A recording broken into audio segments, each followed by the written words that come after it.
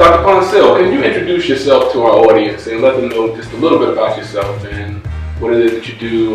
We know that you're in education, but if you could share a little bit more about that. Okay. Sure thing. I am a lecturer at California State University, East Bay. I teach graduate students, master's and doctoral students in the Educational Leadership Department.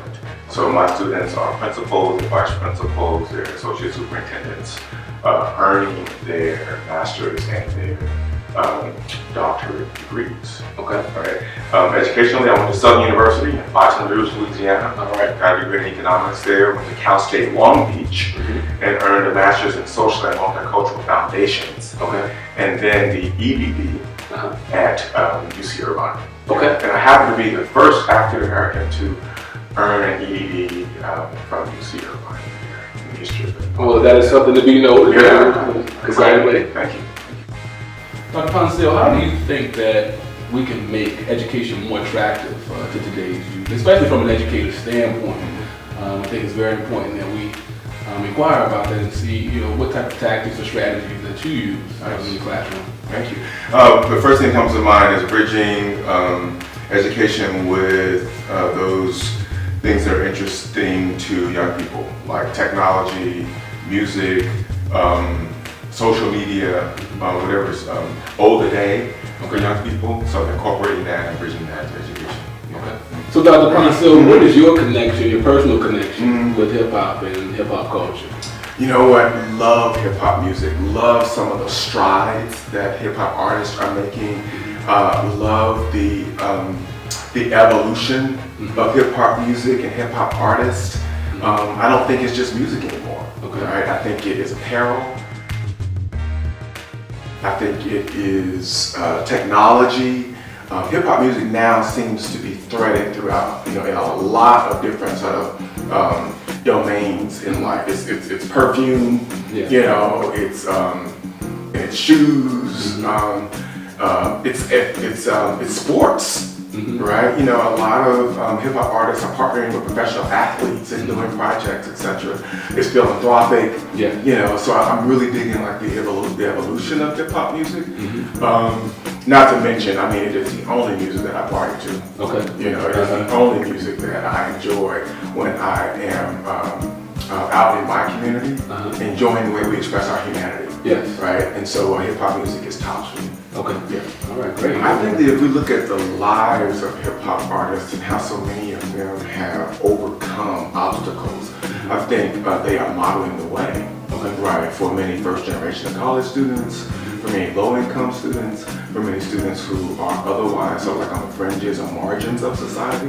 Right? To look at the story of a Biggie Small or a Tupac Shakur or a Kanye West, right? If you look at their stories and you pay attention to the obstacles they've overcome, I think they're modeling the way for a lot of urban kids.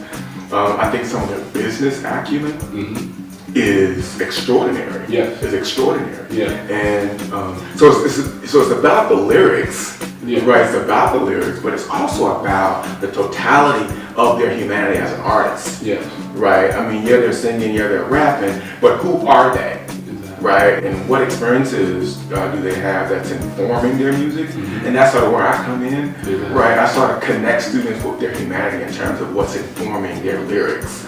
As a hip hop artist, as someone who is interested in music, not just writing lyrics, but like the production of music, right, and the organization of music, and so I think there's a lot to be learned by students and hip hop artists. So you mentioned earlier that you teach principals and individuals that work pretty much probably on the administrative level more than anything else. You feel that they may question you or ask you or look to you for advice or any type of expertise in the area of popular culture, I guess, in a sense. I do. I feel like a lot of educators, and I've got teachers as well, who are students. I think that they are interested in bridging popular culture with the literature. Okay. But I just think that they, oftentimes teachers don't get the opportunity to have fun and to play around with the why or the how can we do this. right? I mean, because they're so focused on the Common Core and meeting their standards and the expectation for them as professionals. And so sometimes they may know sort of intellectually that, hey, I've got to bridge this to cross-generationally or to certain populations, but oftentimes they don't know the how. And so I think graduate school is an opportunity for them to sort of cross their legs and sit back and philosophize, think about ways in which we can get to certain populations, right? And we can bridge hip hop music, to the curriculum. And I think they're open to it. Yeah, I think they're open to it more so like in urban environments.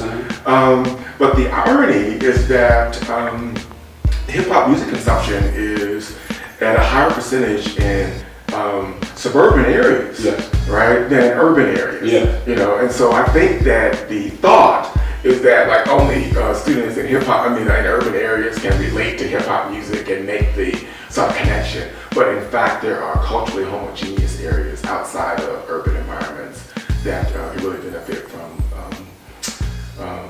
bridging hip hop music with the literature. Okay, well, thank you. Okay, just want to take this opportunity to do push-ups, do jumping jacks, jump rope, and express all of my excitement and support for ProfessU, an amazing group of professionals who are doing amazing work with hip-hop music education. Thumbs up to you, congratulations on all your success, and I'll see you at the top.